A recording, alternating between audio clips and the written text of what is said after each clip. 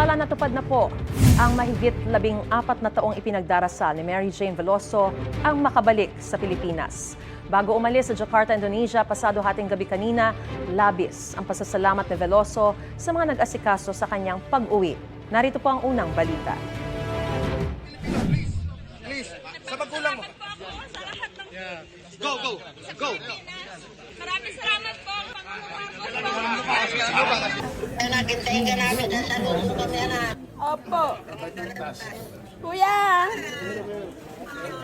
Ito na ang katuparan ng mahigit isang dekadang panalangin ni Mary Jane Veloso. Pagdating sa Sukarno Hatta International Airport sa Jakarta, pinirmahan na ng Pilipinas at Indonesia ang pagpapauwi sa kanya sa Pilipinas.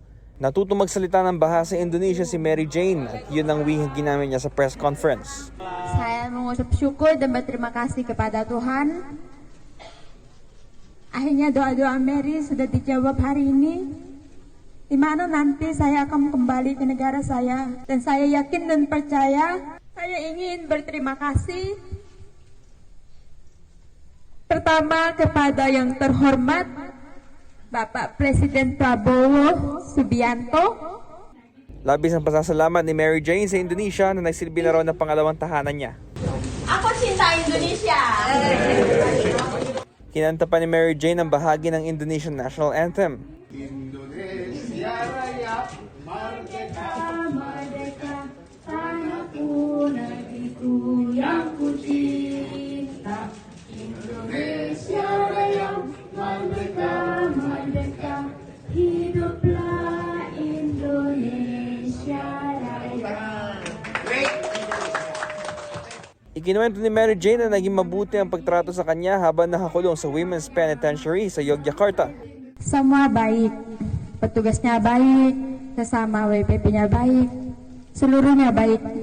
Mereka mengusahakan supaya saya bisa pulang.